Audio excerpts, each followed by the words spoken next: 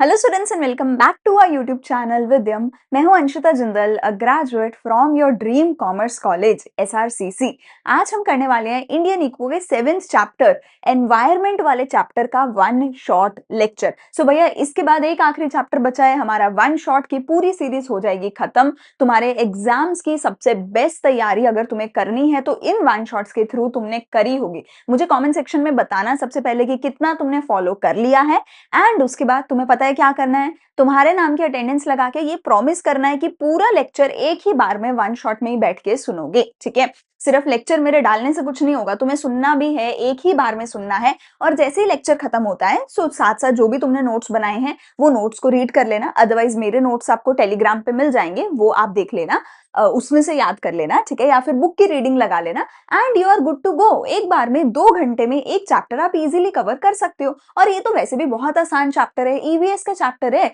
Global warming है ना, ozone layer depletion, land degradation, इन सब चीजों के बारे में पढ़ना है। सो ये one of the easiest chapters है, कुछ भी डिफिकल्ट तो करना नहीं है, राइट। सो एक बार में 2 घंटे का टाइम स्लॉट निकालो, पूरा चैप्टर खत्म हम कर देंगे। ठीक है, बाकी आपको पता है डिस्क्रिप्शन में सारे लिंक्स हैं, इंपॉर्टेंट क्वेश्चंस के भी लिंक है, टेलीग्राम पे नोट्स हैं, व्हाट्सएप पे एमसीक्यूज हैं, इंस्टाग्राम पे भी इंपॉर्टेंट अपडेट्स हैं। हर जगह फॉलो कर लेना एंड चैनल को सब्सक्राइब कर देना। और आ जाओ शुरू करते हैं आज का वन शॉट लेक्चर।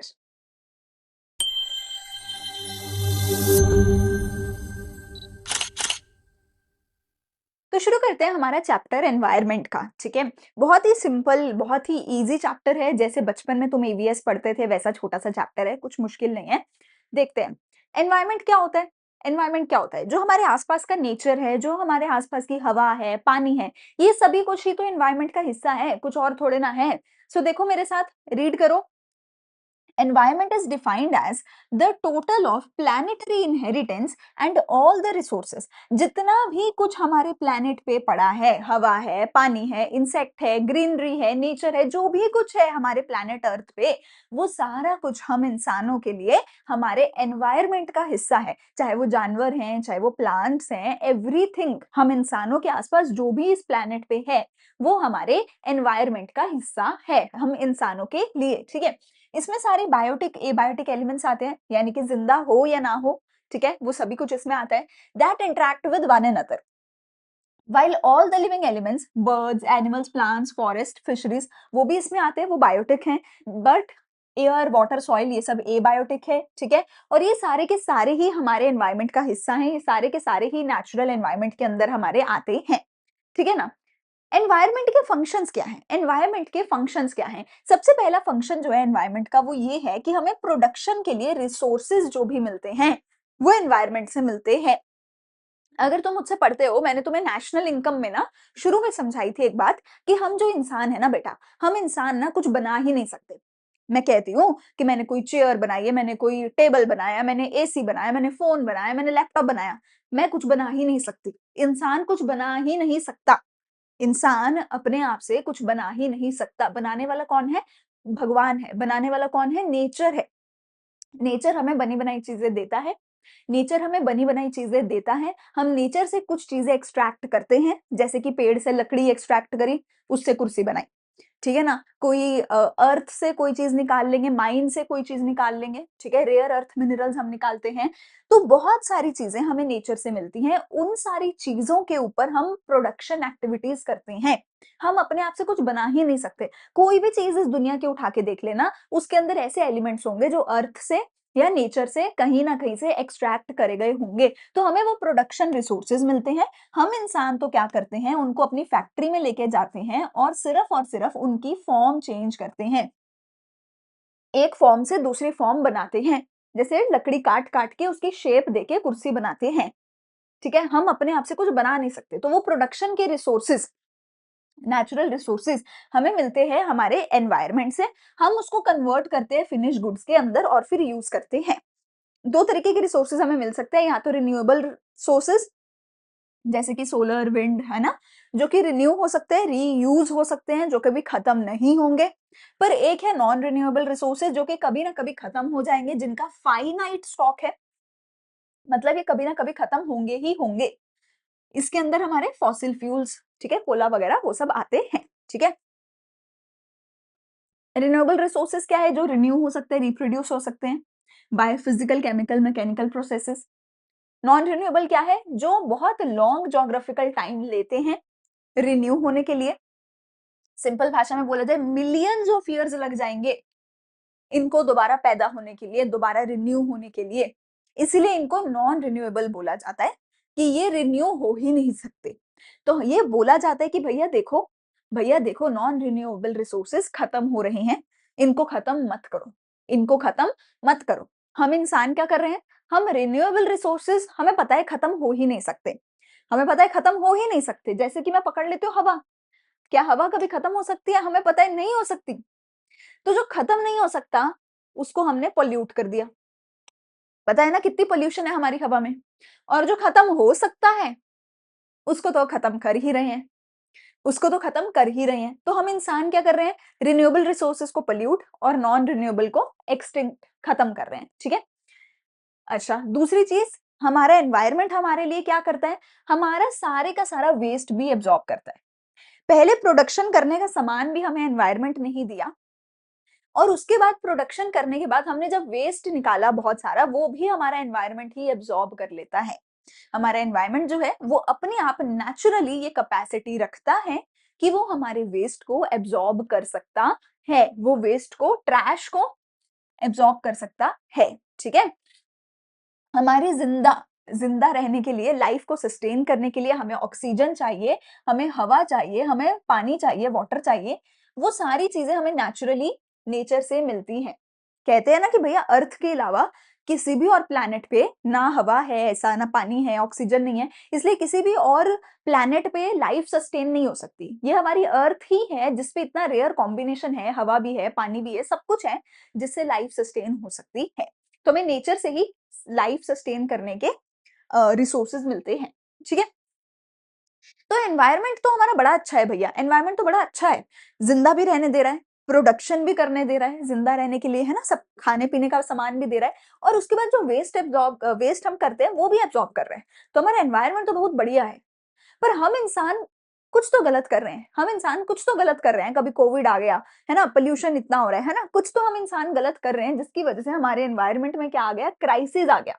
हमारे एनवायरनमेंट में क्या आ गया? क्राइसिस आ गया। अब ये क्राइसिस क्या है, क्यों है, वो देखते हैं, ठीक है जी? तो क्या बोला गया है? सबसे पहली, सबसे बड़ी प्रॉब्लम है पॉपुलेशन एक्सप्लोजन हो रही है, एडवेंट ऑफ इंडस्ट्रियल रेवोल्यूशन हो रहा है। देखो हमारी धरती की एक लिमिटेशन है, एक लिमिट है कि कितने लोग रह सकते हैं, कितना तुम पॉपुलेशन कर सकते हो। बट हमारी जो पॉपुलेशन है वो बहुत ही ज्यादा तेजी से बढ़ रही है, बहुत ही ज्यादा तेजी से एक्सप्लोड हो रही है।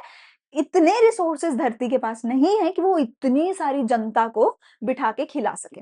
और जितनी ज्यादा पॉपुलेशन होती जा रही है, उतनी ज्यादा हम इंडस्ट्रीज बढ़ाते जा रहे हैं, विलेजेस को खत्म करते जा रहे हैं, ग्रीन एरियाज को खत्म करते जा रहे हैं, पेड़ों को काटते जा रहे हैं, शहर ही शहर बनाते जा रहे हैं, बसाते जा रहे हैं, इंडस्ट्री ही इंडस्ट्री लगाते जा रहे हैं। हम इंसान एक तो हो इतने ज्यादा गए, फिर इंसानों की जरूरतें और भी ज्यादा है, तो इंडस्ट्रियां बहुत लग रही हैं, जिसकी वजह से एनवायरनमेंट में क्राइसिस आ रहे हैं। दूसरा दूसरा एक्सटेंसिव एक्सट्रैक्शन हो रही है रिन्यूएबल रिसोर्सेज की और नॉन रिन्यूएबल रिसोर्सेज की। रिन्यूएबल, नॉन रिन्यूएबल दोनों ही टाइप ऑफ रिसोर्सेज की एक्सटेंसिव एक्सट्रैक्शन हो रही है।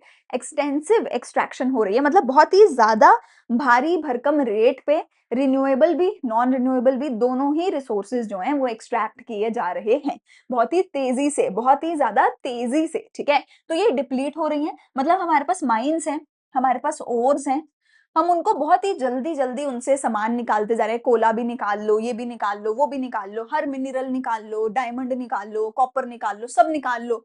हम खत्म करते जा रहे हैं माइंस को, खत्म करते जा रहे हैं ओर्स को, खत्म करते जा रहे हैं अपने सारे नेचुरल रिसोर्सेज को, फिर चाहे वो रिन्यूएबल है या नॉन रिन्यूएबल है। क्यों? अपनी भूख की वजह से, अपनी नीड्स की वजह से, अपने प्रॉफिट्स की वजह से, ठीक है? फिर एक्सटेंशन ऑफ मैनी रिसोर्सेज, इसी चक्कर में कितने ही रिसोर्सेज एक्सटिंक्ट होते जा रहे हैं, कितने ही रिसोर्सेज एक्सटिंक्ट होते जा रहे हैं। कहीं पे भूखमरी आ रही है, कहीं पे पोल्यूशन इतना ज्यादा है, पेड़ कट रहे हैं, ठीक है ना? कितने ही रिसोर्सेज इस चक्कर में खत्म भी हो रहे हैं, ठीक है? इसकी वजह से पोल्यूशन बहुत ज्यादा हो रहा है। हमारे दिल्ली का एयर जो है बिल्कुल रहने लायक है ही नहीं। लिटरली हमारे नॉर्थ इंडिया का एयर रहने लायक नहीं है, फिर भी हम लोग रह रहे हैं, ठीक है? वो ठीक है हमारे लंग्स को आदत हो गई है इसमें सर्वाइव करने की, फॉरेनर लोग अगर यहाँ पे आते हैं वो सर्वाइव ही नहीं कर सकते क्योंकि उनकी लंग्स को आदत ही नहीं है। तो नेचुरल ह्यूमन लंग्स को आदत ही नहीं है इसमें रहने की। ये तो बच्चे पैदा भी यहीं हो रहे हैं, बचपन से सह रहे हैं तो उनकी आदत हो गई है। बट एक्चुअल में लिवेबल नहीं है, लिवेबल ज़िंदा रहने लायक नहीं है वो, ठीक है ना? सो पॉल्यूशन बहुत ही ज़्यादा है, बहुत ही ज़्यादा है हवा में, पानी बहुत ज़्यादा पॉल्यूटेड है, 70% इंडिया का वाटर जो है वो पॉल्यूटेड है, किसी न किसी तरीके से, ठीक है? तो एनवायरनमेंट हमें सब कुछ देता है, बदले में हमने एनवायरनमेंट को क्या दिया? सिर्फ और सिर्फ क्राइसिस दिया, एनवायरनमेंट में क्राइसिस हो गए हैं हमारी हरकतों की वजह से। यहाँ पर एक चीज़ याद रखना, यहाँ पर 1-2 वर्ड्स हैं जो तुम्हें पढ़ने हैं, एक है एब्ज़ॉर्प्शन कैपेसिटी, एक है अब्ज़ॉर्प्शन कैपेसिटी। एब्ज़ॉर्प्शन कैपेसिटी का मतलब होता है किस रेट पे जो हमारा एनवायरनमेंट है वो हमारे वेस्ट को एब्ज़ॉर्ब कर रहा है, किस रेट पे जो हमारा एनवायरनमेंट है वो हमारे वेस्ट को एब्ज़ॉर्ब कर रहा है, ठीक है ना? मतलब कि हम इंसान हैं, हम रोज़ की रोज़ कुछ करते हैं, बदले में वेस्ट बहुत सारा जनरेट होता है, पर मैंने बोला वो जो वेस्ट है वो हमारा एनवायरनमेंट जो है अपने अंदर समा लेता है, एसिमिलेट कर लेता है, बट एक लिमिट तक। ऐसा नहीं हो सकता कि तुम अनलिमिटेड गंद फैलाते रहो और वो रोज की रोज डिसअपियर हो जाए, ऐसा नहीं हो सकता। एनवायरनमेंट को भी टाइम लगता है धीरे-धीरे हर चीज़ को खत्म करने में। धीरे-धीरे हर चीज़ मिट्टी में मिलके खत्म हो जाती है, पर उसमें टाइम लगता है। उसको बोला जाता है अब्ज़ॉर्प्शन कैपेसिटी कि कितनी कैपेसिटी है एनवायरनमेंट की वेस्ट को अब्ज़ॉर्ब करने की, ठीक है जी? दूसरी मेरे पास यहाँ पे आती है कैरिंग कैपेसिटी।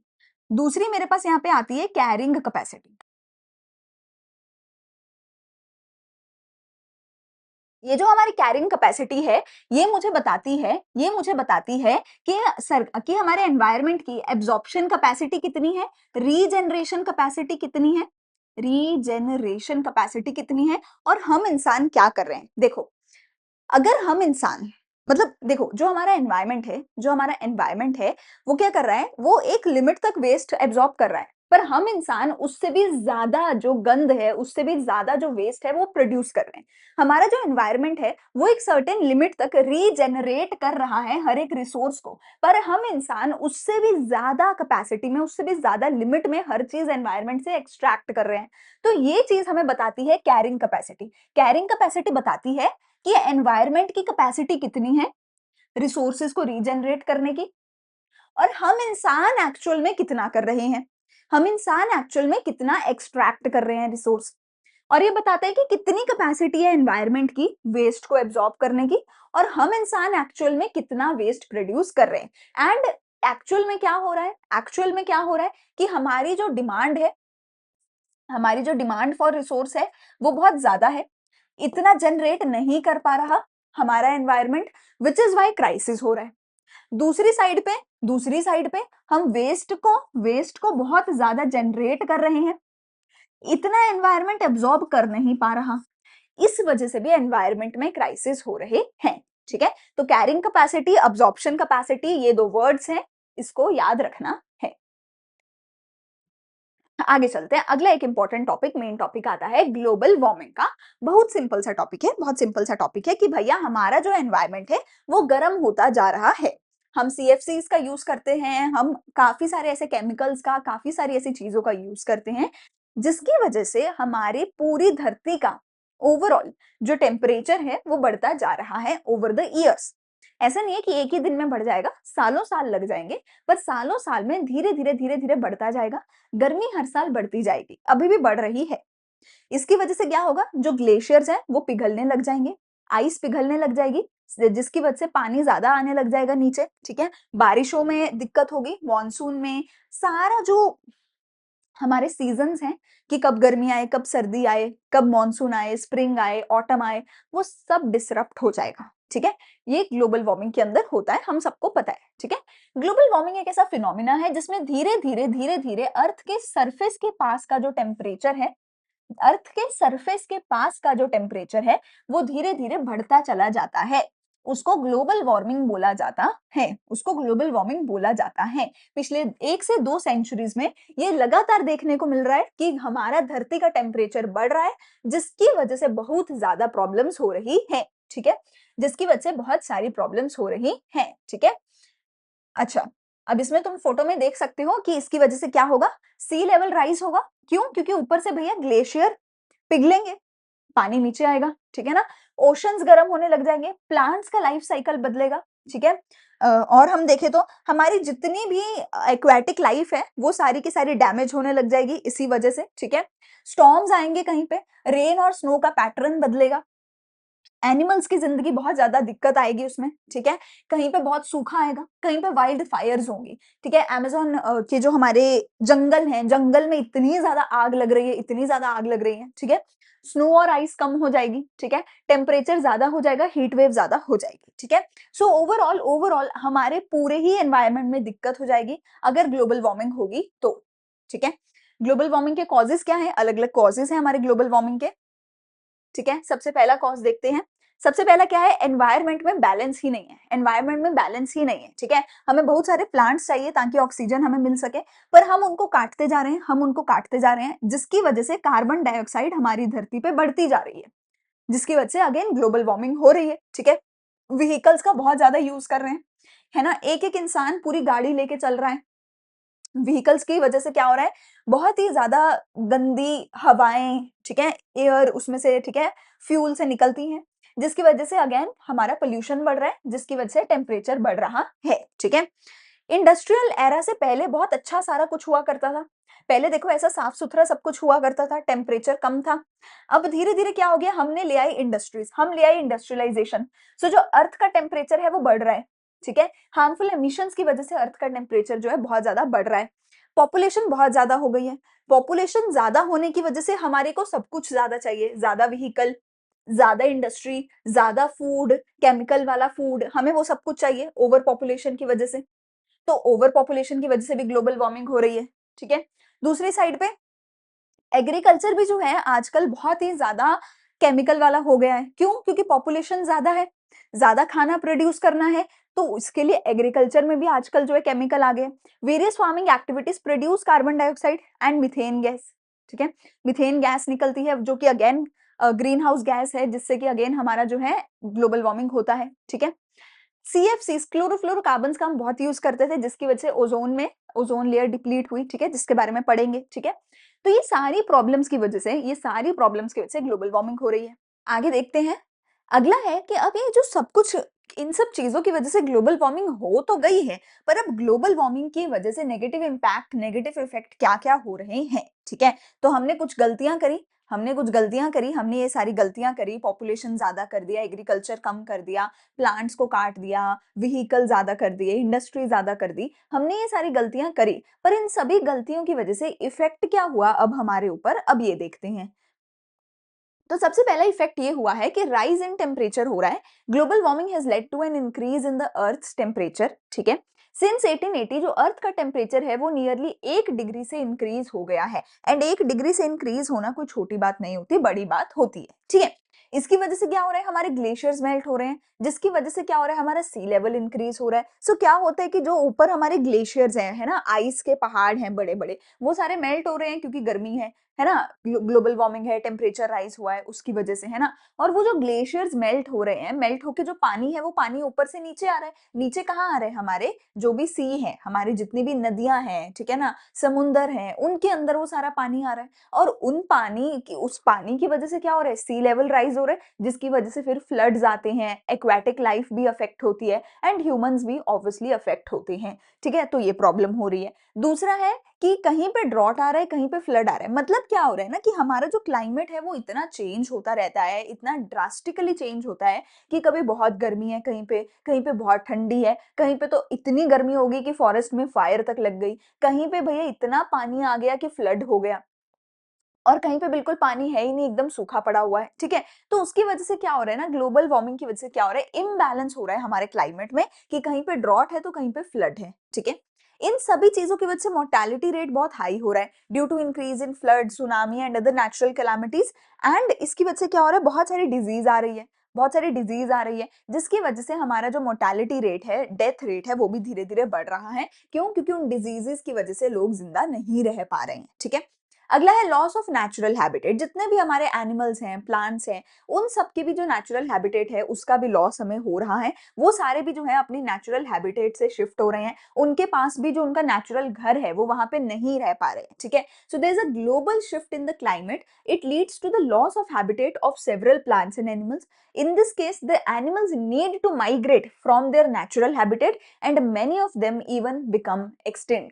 हम इंसान क्या कर रहे हैं, एनिमल्स को भी उनकी नेचुरल हैबिटेट में जिंदा नहीं रहने दे रहे हैं। कईयों को अपनी जगह छोड़ के कहीं और जाना पड़ता है, क्योंकि अगर फॉरेस्ट में फायर लग गई तो एनिमल को वहां से जाना पड़ेगा, ठीक है। तो काफी एनिमल एक्सटिंक्ट हो रहे हैं, काफी मर रहे हैं, काफी अपनी नेचुरल हैबिटेट छोड़ के जा रहे हैं, ठीक है। अगला मेरे पास आता है, अगला क्या आता है, स्प्रेड ऑफ डिजीज। ये तो हमने बोला ही है कि भैया जी हमारी जो सारी ये प्रॉब्लम्स हो रही हैं इसकी वजह से बहुत सारी डिजीजेस स्प्रेड हो रही हैं, ठीक है। So global warming leads to change in the patterns of heat and humidity, जिसकी वजह से क्या हो रहा है, मॉस्किटोज हैं, बहुत सारी डिजीजेस हो रही हैं। हमें ये भी पता है कि जो भी हमारा पैंडेमिक हुआ था, कोविड हुआ था, वो भी इसी वजह से है कि हम सब ने इतना ज्यादा एनवायरमेंट को खराब कर दिया कि उसकी वजह से हमें कोविड जैसी डिजीजेस देखने को मिली है, ठीक है।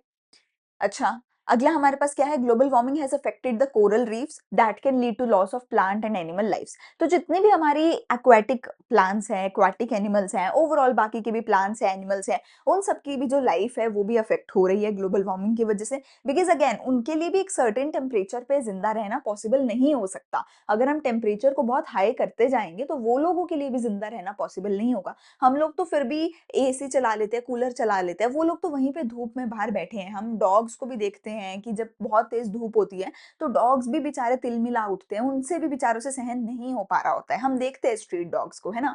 सो एनिमल्स को, प्लांट्स को भी जो है प्रॉब्लम हो रही है इसकी वजह से, एंड उनकी भी डेथ हो रही है, एक्सटिंक्शन हो रही है, वो सब प्रॉब्लम्स हो रही है, ठीक है।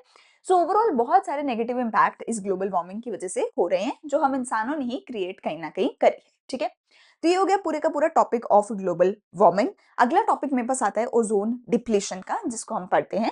तो ओजोन डिप्लीशन क्या है, देखो हम सबको पता है हमारी धरती माता है। हमारी जो धरती माता है ना, इसने अपने ऊपर एक ना कोटिंग लगा रखी थी, एक आउटर लेयर लगा रखी थी, जैसे हम लोग अपनी स्किन पे वो लगा लेते हैं ना सनस्क्रीन, वैसे ही हमारी धरती माता ने भी एक सनस्क्रीन लगा रखी थी, ताकि वो जो सूरज की किरणें हैं वो धरती तक ना पहुंच सके। धरती माता की सनस्क्रीन का नाम क्या था, ओजोन लेयर, ठीक है। तो जैसे अगर ये मेरी धरती है, इस धरती के ऊपर हमने एक लेयर लगा रखी है, मतलब धरती ने खुद ही, अर्थ ने खुद ही नेचुरल अपनी एक लेयर लगा रखी है, जिसको ओजोन लेयर बोला जाता है। ये ओजोन लेयर क्या करती है, हमें सूरज की हार्मफुल किरणों को धरती पे आने से बचाती है। ये क्या करती है, सूरज की हार्मफुल किरणों को धरती तक नहीं पहुंचने देती है, उसको ब्लॉक करती है। जैसे सनस्क्रीन हमें सन से प्रोटेक्ट करती है, वैसे ही, ठीक है। पर हम इंसान है ना, और इंसान तो भैया गलती करता है। तो इंसान ने क्या किया, ऐसे केमिकल बनाने लग गए, क्लोरोफ्लोरोकार्बन्स, CFCs का हम यूज करने लग गए, जिसकी वजह से क्या होने लगा, ये जो ओजोन लेयर थी ये डिप्लीट होने लग गई। जो ओजोन लेयर थी वो धीरे धीरे खत्म होने लग गई। अब जब ओजोन लेयर खत्म होने लगी तो वो जो सूरज की हार्मफुल किरणें थी, जिन किरणों से हमें बचना था, वो सूरज की हार्मफुल किरणें अब धरती तक पहुंचने लग गई, वो धरती तक पहुंचने लग गई, जिसकी वजह से हम इंसानों तक वो हार्मफुल किरणें पहुंचने लगी, और हम इंसानों को वो अफेक्ट करने लगी। कौन सी होती हैं वो हार्मफुल किरणें, हार्मफुल कौन सी होती हैं, वो होती है हमारी यूवी रेस। कौन सी होती है हमारी UV rays, ultraviolet rays. Ultraviolet rays होती है, ए बी होती है, बी होती है, सी होती है, UV A, UV B, UV C. अलग अलग तरीके की अल्ट्रा वायलेट रेस होती हैं, जिससे ये ओजोन लेयर बचाती थी। पर जब ओजोन लेयर ही खत्म होने लगी, क्या हुआ ना, ओजोन लेयर में एक जगह पे छोटा सा होल हो गया, और उस होल के थ्रू ये जो सूरज की किरणें हैं, ओजोन लेयर के उस होल के थ्रू धरती तक पहुंचने लग गई। उसकी वजह से क्या होने लगा, हम जो इंसान हैं, अगर इंसानों तक ये यूवी रेज पहुंचेंगी तो इंसानों को स्किन कैंसर जैसी भयानक बीमारियां उससे हो सकती हैं। कैंसर तो समझते हो ना, कैंसर कितनी जानलेवा बीमारी है, जिसको कैंसर हो जाता है उसके बचने के चांस बहुत कम होते हैं, है ना। तो स्किन कैंसर होने लग जाता था यूवी रेज की वजह से। फिर कुछ एक पढ़े लिखे साइंटिस्ट थे, उन्होंने ये चीज देखी कि ओजोन लेयर में होल हो गया है, प्रॉब्लम हो गई है।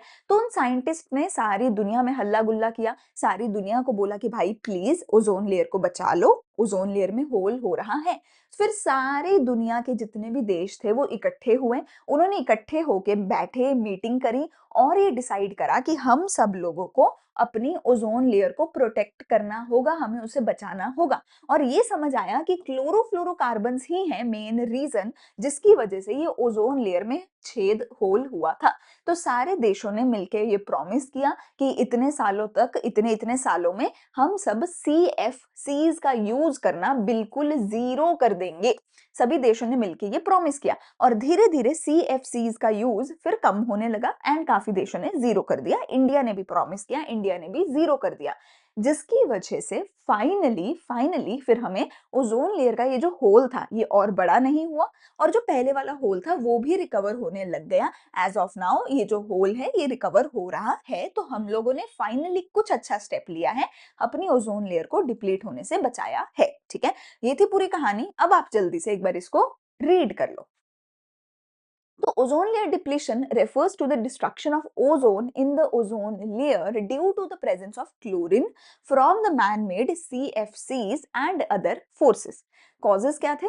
Ozone layer depletion is a major concern. It is associated with a number of factors. Main cause क्या था? Main cause क्या था? हम लोग क्या कर रहे थे?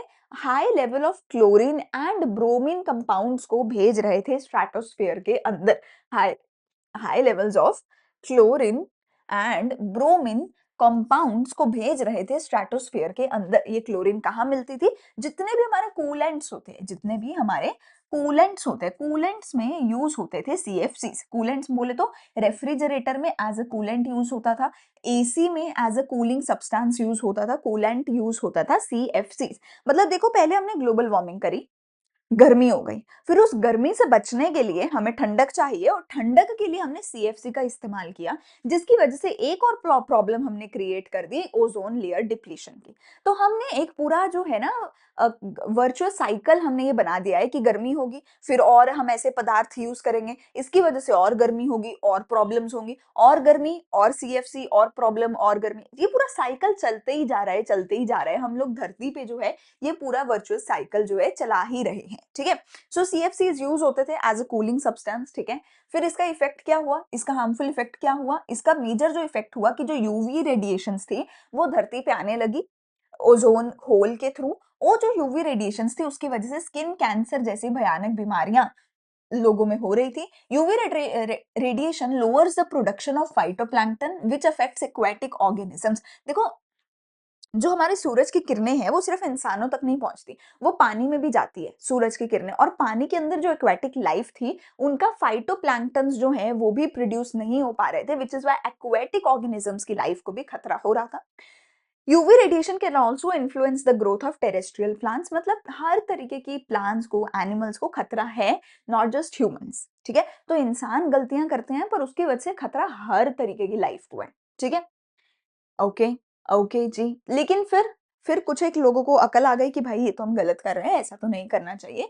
तो फिर हमने क्या किया, उन साइंटिस्ट ने मिलके सारी दुनिया में हल्ला गुल्ला किया और सारी दुनिया मिलकर बैठी। उन्होंने क्या करी, एक मीटिंग करी और उसका नाम रखा मॉन्ट्रियल प्रोटोकॉल। Montreal protocol. इस मॉन्ट्रियल प्रोटोकॉल के अंदर पूरे दुनिया के देशों ने प्रॉमिस किया, इंक्लूडिंग इंडिया, इंडिया भी उसमें प्रेजेंट था, एंड हमने प्रॉमिस किया कि हम सब लोग CFCs का इस्तेमाल करना बंद कर देंगे, एकदम बैन कर देंगे, इसका प्रोडक्शन भी नहीं होने देंगे अपने अपने देश के अंदर। ओके, सो इंटरनेशनल अग्रीमेंट था aimed at protecting the ozone layer by regulating the use of ozone depleting substance। Ozone depleting substances को हमने जो है बंद करना था। ठीक है, इस प्रोटोकॉल के अंदर ओजोन डिप्लीटिंग सब्सटेंसेस हमारे फ्रिज में, AC में, इंसुलेशन, सोलवेंट, एरोसॉल, ठीक है, जो भी हम ये अपने डिटर्जेंट वगैरह यूज करते हैं, फायर एक्सटिंग्विशर है, इन सभी तरीकों में है ना, हर तरीके की चीज में CFC का यूज होता था। और हमने धीरे धीरे बोल दिया कि हम इस सबको बंद कर देंगे और इंडिया ने भी इसमें पार्टिसिपेट किया, इंडिया ने भी प्रॉमिस किया एंड CFC का यूज हमने बंद कर दिया। CFC का यूज हमने बंद कर दिया। ये हो गया हमारा पूरे का पूरा ozone layer depletion and global warming की दो सबसे बड़ी मेजर प्रॉब्लम्स। ठीक है जी, आगे देखते हैं। अब दो बड़ी मेजर प्रॉब्लम्स तो हो गई, हमें समझ आ गई, दुनिया भर में ही है, ग्लोबल वार्मिंग भी है, ओजोन लेयर डिप्लीशन भी था। अब क्या और ऐसी प्रॉब्लम्स है, ये दोनों तो हो गई। और क्या ऐसी प्रॉब्लम्स हैं छोटी-छोटी जो इंडिया के एनवायरनमेंट को बहुत ज़्यादा इम्पैक्ट कर रही हैं?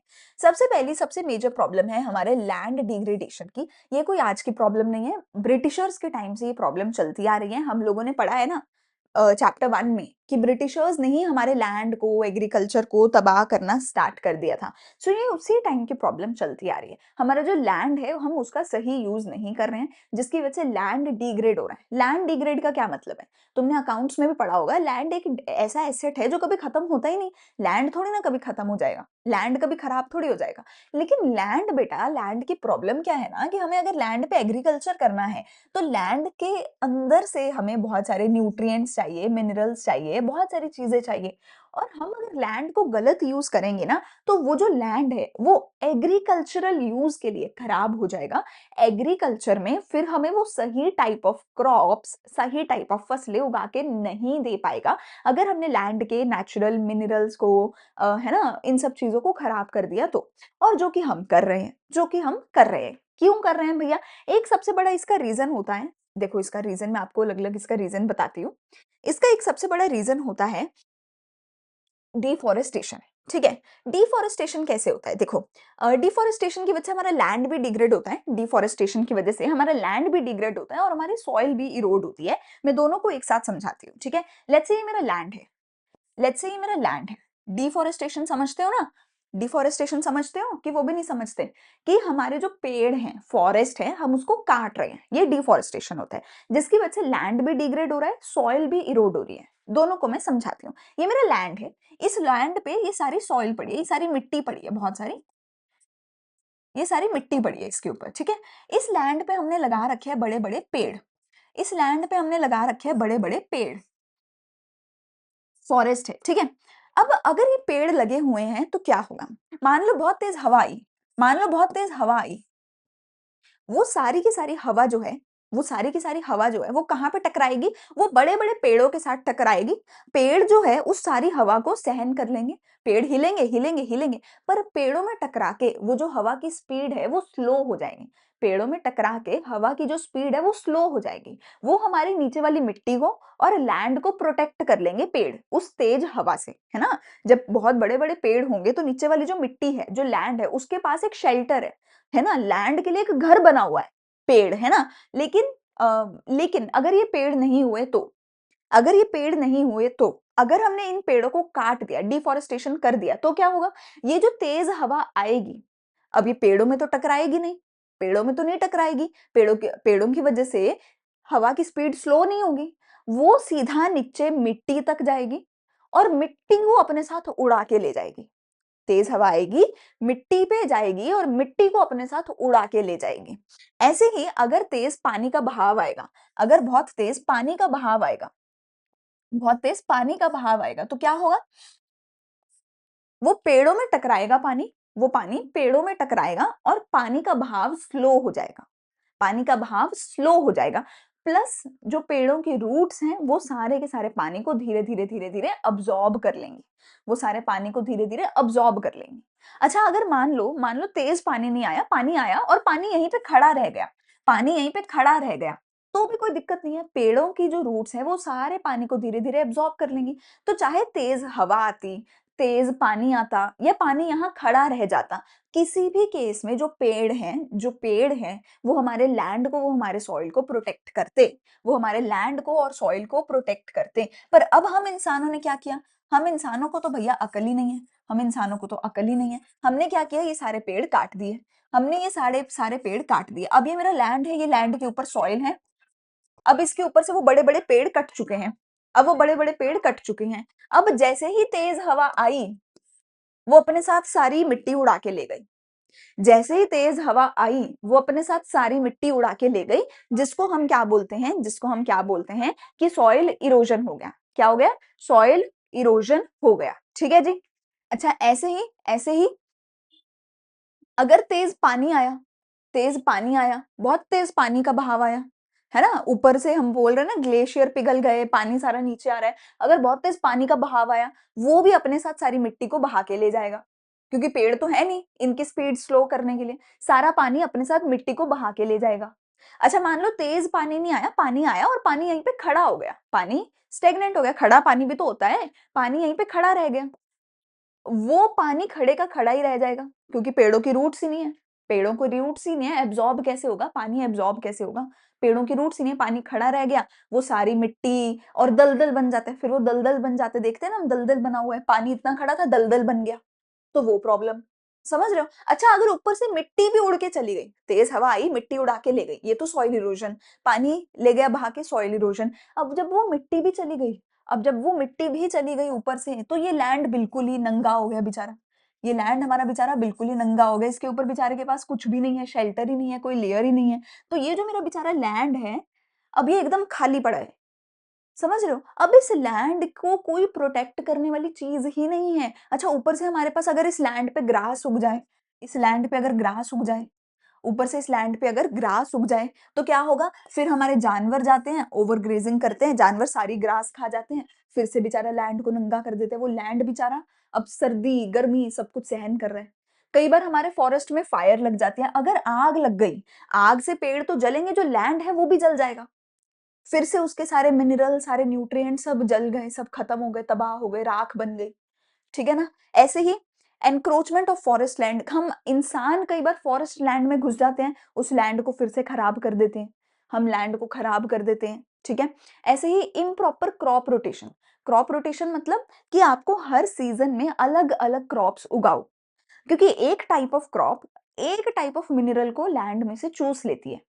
अगर पहले एक उगाया, फिर दूसरा, फिर तीसरा, चौथा, पाँचवां, फिर पहला, अगर 5-6 के बाद रिपीट हो रहा है, तो इतने टाइम में हर एक मिनरल को रीजेनरेट होने का टाइम मिलेगा। समझ रहे हो ना? बट हम क्या करते हैं? हम क्या करते हैं? व्हीट उगाते हैं, rice, wheat, rice, wheat, rice, बस हम यही उगा रहे हैं। हम यही उगा रहे हैं पंजाब वगैरह side, wheat, rice, wheat, rice, wheat, rice.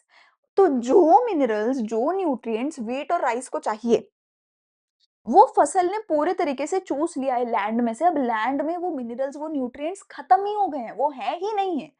क्योंकि हम अलग-अलग तरीके की क्रॉप्स उगा ही नहीं रहे, हम सेम क्रॉप्स उगा रहे हैं, तो वो सेम मिनरल्स को रीजेनरेट होने का टाइम ही नहीं मिल रहा। लैंड को खाली छोड़ा ही नहीं जा रहा कई बार, कई जगह पे, ठीक है? जिसकी वजह से क्रॉप रोटेशन की वजह से भी लैंड खराब हो रहा है, ठीक है ना? अच्छा अब लैंड के अंदर से तो मिनरल और न्यूट्रिएंट खत्म हो गए, तो हम क्या करते हैं? ऊपर से फर्टिलाइज़र और पेस्टिसाइड डालते हैं, ऊपर से सारे फर्टिलाइज़र और पेस्टिसाइड डालते हैं, जिसकी वजह से फिर से लैंड खराब होता है, जिसकी वजह से फिर से लैंड खराब होता है। इरिगेशन सिस्टम बिल्कुल प्लान्ड नहीं है, कहीं पे पानी है ही नहीं, एकदम सूखा पड़ा है, कहीं पे पानी बहाए जा रहे हैं, बहाए जा रहे हैं, बहाए जा रहे हैं, जहाँ सब्सिडी मिली हुई है, फ्री का पानी है, बहाए जाओ, बहाए जाओ, बहाए जाओ, वो भी लैंड को खराब कर रहा है। तो ये सारी चीज़ों की वजह से हमारा लैंड, हमारी मिट्टी पूरे तरीके से खराब हो रही है, और ये आज से नहीं है, अभी भी है, पर ब्रिटिशर्स के टाइम से ये चलती आ रही है हमारी प्रॉब्लम, ठीक है? और इस सब की वजह से, इन सब में एक बहुत मेजर रीज़न है, वो है हमारा ओवर पॉपुलेशन। एक बहुत मेजर रीज़न है हमारा, वो है ओवर पॉपुलेशन। ज़्यादा पॉपुलेशन की वजह से ज़्यादा फसलें उगानी पड़ती हैं, ज़्यादा केमिकल यूज़ करना पड़ता है, ज़्यादा जानवर ओवर ग्रेज़ करते हैं, क्योंकि जानवरों को खिलाना पड़ेगा, ताकि जानवर इंसान के लिए दूध और ये सब कुछ है ना प्रोड्यूस कर सकें, ठीक है? अच्छा डिफ़ॉरेस्टेशन करते हैं ताकि लोगों के घर बना सकें। इन सब का एक सबसे बड़ा रीज़न क्या है? Over population. ठीक है? अच्छा डिफ़ॉरेस्टेशन तो हमें पता ही है, डिफ़ॉरेस्टेशन हमें पता है कि हम लोग क्या कर रहे हैं, पेड़ काटे जा रहे हैं, काटे जा रहे हैं, काटे जा रहे हैं।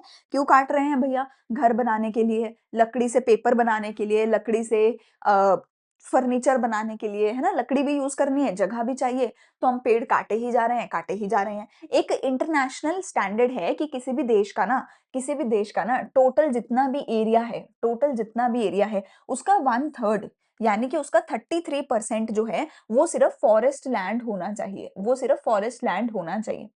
पर इंडिया में कितना है? इंडिया में सिर्फ 23% ऑफ जो लैंड है वो फॉरेस्ट लैंड है, जो कि बहुत ज़्यादा कम है इंटरनेशनल स्टैंडर्ड से। कई देशों में तो ये 33% से भी ज़्यादा है ना? यूरोप के काफ़ी देश हैं, यूएस साइड भी है, तो काफ़ी देशों में तो ये 33 से भी ज़्यादा ही है।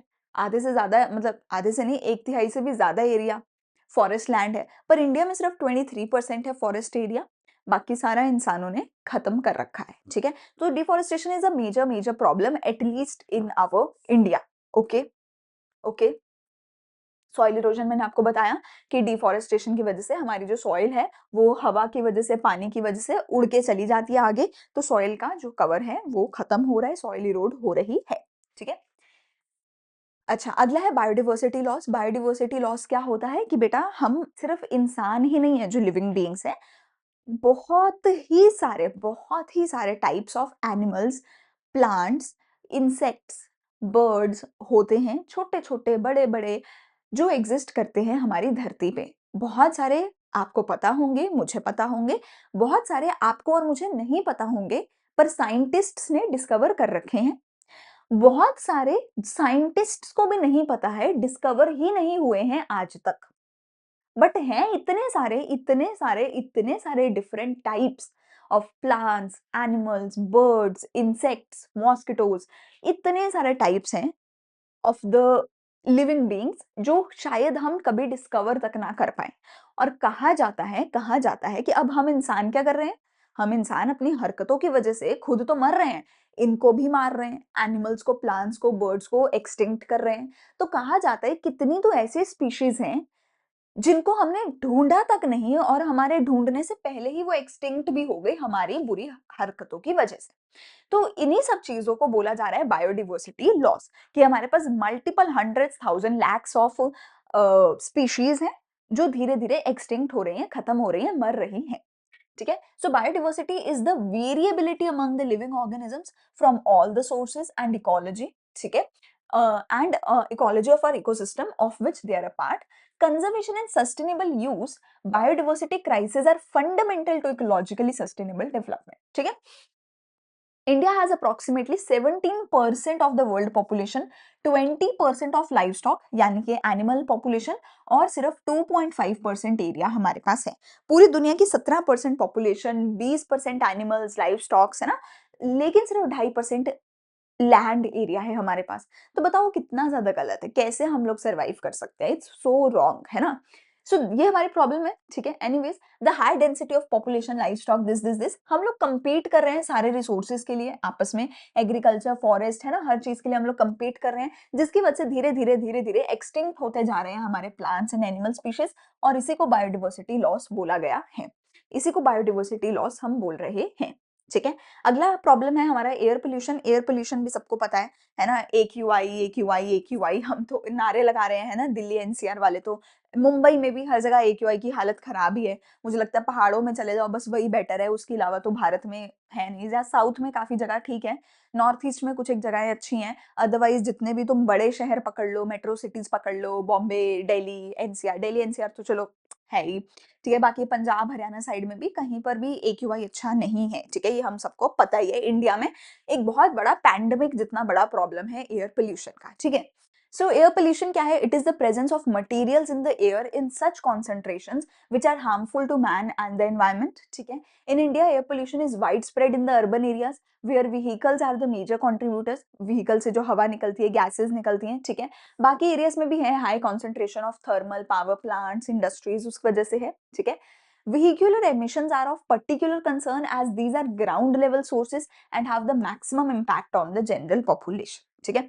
तो ये सभी प्रॉब्लम्स की वजह से एयर पोल्यूशन है बहुत ज़्यादा। कहते हैं पूरी दुनिया के टोटल अगर मैं टॉप 75 मोस्ट पॉपुलेटेड सिटीज़ पकड़ लूँ, पूरी दुनिया की top 75 most populated city populated polluted sorry top 75 most polluted cities अगर हम पकड़ लें, तो उसमें से कुछ 72, 73 सिटीज़ इंडिया की है। पूरी दुनिया की टॉप 75 मोस्ट पोल्यूटेड में से 72, 73 सिटीज़ इंडिया में हैं। तो मतलब इंडिया की सिटीज़ इतनी ज़्यादा पोल्यूटेड हैं, पूरी दुनिया भर में सबसे बुरी हालत इंडिया में है, ठीक है? So air pollution is major concern, ठीक है? चलो, यहाँ पे हमारे सारे चैलेंजेस खत्म होते हैं। अगला टॉपिक हमारा आता है सस्टेनेबल डेवलपमेंट का, इसके बारे में पढ़ते हैं, ठीक है? तो सस्टेनेबल डेवलपमेंट का बहुत सिंपल सा मतलब है। सस्टेनेबल डेवलपमेंट में हम कहते हैं कि डेवलपमेंट करिए, पर इस तरीके से करिए कि जितनी भी हमारी फ्यूचर जनरेशन है, जितने भी हमारी आने वाली जनरेशन है, उस पे कुछ भी नेगेटिव हार्मफुल इम्पैक्ट ना हो। कहते हैं कि आपने चलो अभी तक इंसानों ने बहुत बुरा कर दिया कोई बात नहीं। अब आज से भी ना आप डेवलपमेंट के नाम पे ना कुछ ऐसा मत करो जो कि और बुरा हो जाए। अगर आप ठीक कर सकते हो तो बहुत अच्छा है। अगर ठीक नहीं कर सकते मत करो, हाथ जोड़े भाई, ठीक नहीं कर सकते मत करो, पर और बुरा मत करो, और ज़्यादा बुरा मत करो। बस इतना ही बोला है सस्टेनेबल डेवलपमेंट में, इतना ही बोला है कि ठीक नहीं कर सकते, ना सही, और ज़्यादा खराब मत करो हमारे एनवायरनमेंट को, हमारी मदर अर्थ को, सो दैट जो फ्यूचर में आने वाली जनरेशंस हैं, उनको तुमसे बेहतर ना सही तुम्हारे जैसा एनवायरनमेंट मिल जाए वही बहुत है। ठीक है? सो सस्टेनेबल डेवलपमेंट में क्या है कि ये हमारी एक मॉरल रिस्पॉन्सिबिलिटी है कि हम बेसिक नीड्स हर एक इंडिविजुअल की पूरी होनी चाहिए, और हम इतनी बुरी हालत में हैं कि भैया बेसिक नीड्स जो हैं, हवा, पानी, वो भी हम नहीं दे पा रहे लोगों को। हमारी हालत इतनी खराब है, ठीक है? तो it becomes a moral obligation to leave the planet in excellent condition for future generations. Future के लिए अच्छी कंडीशन में छोड़ो। However, it is well known that if non-renewable resources are utilized, they will deplete so quickly that they will not be sufficient for the production of future generation. Future generation की needs को पूरा करने के लिए non renewable resources बचेंगे ही नहीं अगर हमने खत्म कर दिए तो। ठीक है? तो इसलिए सस्टेनेबल डेवलपमेंट ज़रूरी है। इसका क्या मतलब है? Development which will allow all the future generations to have a potential average quality of life at least as high as what is being enjoyed by the current generation. कहते हैं कि हर एक इंसान को ना बेसिक नेसेसिटी मिलनी चाहिए।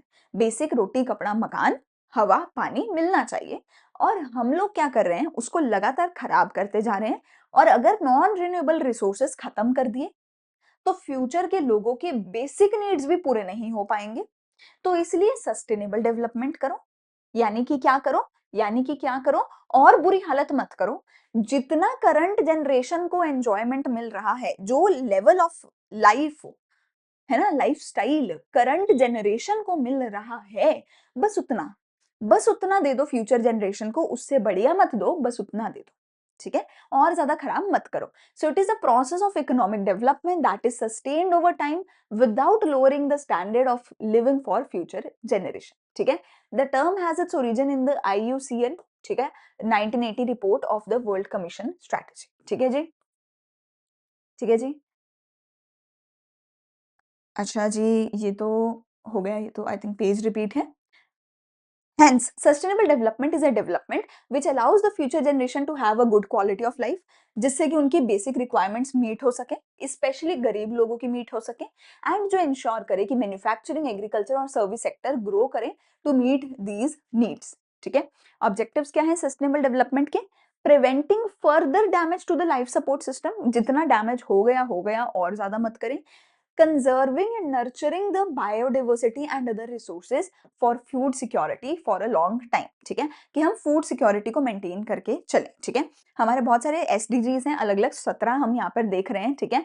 Poverty से रिलेटेड है, हंगर से रिलेटेड है, हेल्थ से रिलेटेड, एजुकेशन, जेंडर इक्वालिटी, ठीक है, क्लीन वाटर एंड सैनिटेशन है, अफोर्डेबल एंड क्लीन एनर्जी है। ठीक है? अलग अलग हमारे जो है हवा, पानी, एजुकेशन वगैरह से रिलेटेड सस्टेनेबल डेवलपमेंट गोल्स होते हैं कि भैया हमें प्लीज इन सभी गोल्स को पूरा करने दो, सो दैट जो फ्यूचर जनरेशन है उसकी जिंदगी बेहतर हो सके। बेहतर ना सही तो एटलीस्ट आपके जैसी सेम तो हो ही सके। ठीक है? बेहतर ना सही तो एटलीस्ट आपके जैसी सेम तो हो ही सके। क्या स्ट्रैटेजीज हैं, कैसे कैसे हम सस्टेनेबली डेवलपमेंट कर सकते हैं?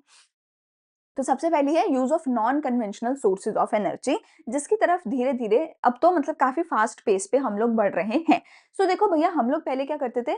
India relies heavily on thermal and hydro electric plants to satisfy the power demand. जो थर्मल पावर प्लांट होते हैं वो बहुत ज्यादा कार्बन डाइऑक्साइड निकालते हैं। ठीक है? As well as fly ash वगैरह। ठीक है? Which harms the water, land and the environment. So अभी तक हम जितनी भी बिजली प्रोड्यूस कर रहे हैं, वो हम कन्वेंशनल सोर्सेज से, पुराने तरीकों से कर रहे हैं, गलत तरीकों से कर रहे हैं, और उसकी वजह से लगातार हमारा जो एनवायरनमेंट है वो हार्म हो रहा है। सो हमें बंद करनी होगी बिजली प्रोड्यूस करना थर्मल पावर प्लांट से, और हमें शुरू करनी होगी बिजली प्रोड्यूस करना कैसे? सोलर पावर प्लांट से, विंड पावर प्लांट से, सोलर से, विंड से, ठीक है, पानी से। ठीक है? सोलर से, सूरज से, हवा से और पानी से बिजली प्रोड्यूस करना हमें धीरे-धीरे शुरू करना होगा। सोलर पावर प्लांट से अगर हम बिजली प्रोड्यूस करते हैं तो वो टोटली ग्रीन एनर्जी है। विंड पावर प्लांट से करते हैं, टोटली ग्रीन एनर्जी है। कुछ भी उसकी वजह से एनवायरनमेंट में हार्म नहीं होता है, ठीक है? सो हमें विंड पावर यूज़ करना चाहिए, सोलर पावर यूज़ करना चाहिए जो कि क्लीनर है, ग्रीनर है, that can successfully substitute thermal and hydro power without harming the environment, ठीक है? दूसरा है यूज़ ऑफ क्लीनर फ्यूल्स। तो हमें भैया अब बिजली के लिए तो है ही, पर जो भी हम घर पे खाना बनाते हैं, जो भी हम गैस यूज़ करते हैं, ठीक है? वो भी हम गलत यूज़ कर रहे हैं। उसकी वजह से भी एनवायरनमेंट में बहुत ज़्यादा हार्म होता है। पता है आप लोग घर पे मतलब हम लोग बाहर का तो एक्यूआई एक्यूआई चिल्लाते हैं, राइट? घर पे जब भी मम्मी खाना बनाती है, जब भी हम गैस ऑन करते हैं, तो गैस ऑन करने की वजह से इतना पॉल्यूशन होता है, हमें फ़ील नहीं होता है वो चीज़। बट घर पे जैसे ही तुम गैस ऑन करोगे ना, उसके पास ना एक्यूआई मॉनिटर अगर लेकर जाओगे, तो इमीडिएटली तुम्हारा एक्यूआई बहुत हाई हो जाता है। दैट इज़ व्हाई बोलते हैं कि गैस पे खाना बनाना नहीं चाहिए बिकॉज़ उससे तुम्हारा पॉल्यूशन होता है तुम्हारे घर के अंदर। सो इसीलिए अब आजकल जो है लोग इलेक्ट्रिक स्टोव्स जो है, इंडक्शन है ना? उस पे खाना बनाने लग गए हैं क्योंकि उसकी वजह से इलेक्ट्रिक है ना? तो उसकी वजह से जो गैस है वो यूज़ नहीं करनी पड़ती है, ठीक है? So household in rural area rely on wood waste from animals, ठीक है? जिसको डंग बोलते हैं ना, and other biomass as fuel. इसकी वजह से अगेन क्या होता है बहुत सारी हार्मफुल गैसेस निकलती हैं, बहुत सारी हार्मफुल गैसेस निकलती हैं, एयर पोल्यूशन होता है, सब कुछ होता है।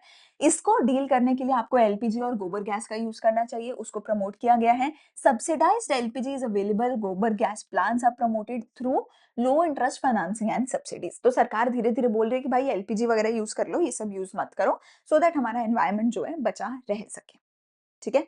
तीसरा है हाइडल पावर प्लांट्स हम यूज़ कर रहे हैं, इनको बना रहे हैं, ठीक है? अब क्या होता है कि जब पानी है, पानी अगे देखो जैसे बहुत तेज़ हवा आती है, बहुत तेज़ हवा आती है, तो वो जो तो वो जो विंड पावर प्लांट होता है, वो जो विंड प्ला ये जो चक्का है ना? विंड वाला ये जो चक्का है, ये घूमता है।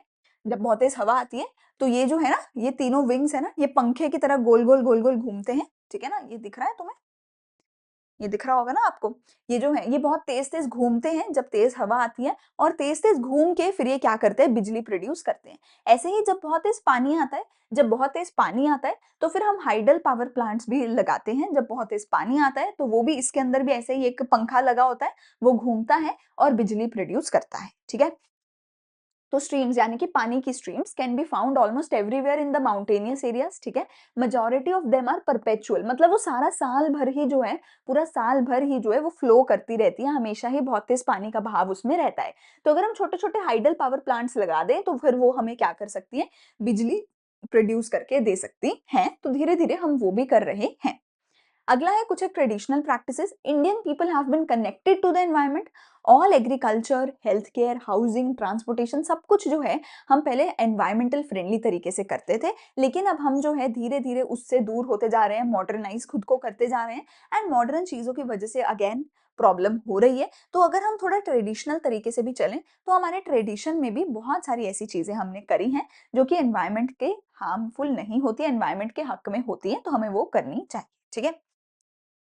Use of बायोकंपोस्ट। बायोकंपोस्ट का मतलब होता है कि जब हमें कोई भी अपनी फसल उगानी है, जब हम एग्रीकल्चर करते हैं, तो उसके अंदर हम फर्टिलाइजर डालते हैं, केमिकल डालते हैं, वो मत डालो क्योंकि वो एनवायरनमेंट के लिए हार्मफुल होते हैं, फर्टिलाइजर्स एंड केमिकल्स, ठीक है? इंसानों के लिए भी हार्मफुल है, सॉइल के लिए भी, लैंड के लिए भी। जो सॉइल में छोटे छोटे इंसेक्ट वगैरह होते हैं, है ना, छोटी छोटी बायोडिवर्सिटी लाइफ होती है, वो भी खराब होती है, खाना भी खराब होता है और एनवायरनमेंट, हवा पानी सब खराब होता है। बट फिर भी हम केमिकल डालते हैं ताकि हम ज्यादा प्रोडक्शन कर सकें, ठीक है? तो कहते हैं वो केमिकल मत डालो, उसकी जगह बायो कंपोस्ट डालो। बायो कंपोस्ट क्या होता है, जितने भी हमारे किचन के वेस्ट है, फ्रूट्स एंड वेजिटेबल्स का जो भी वेस्ट है, अगर मैं उसको वेट वेस्ट जिसको बोलते हैं, अगर मैं उसको इकट्ठा करूं और उसको मिट्टी में दबा दूं, तो वो 2, 4, 5 महीने के अंदर-अंदर वो भी कंपोस्ट बन जाता है, जिसको आप केमिकल फर्टिलाइज़र की जगह यूज़ कर सकते हो।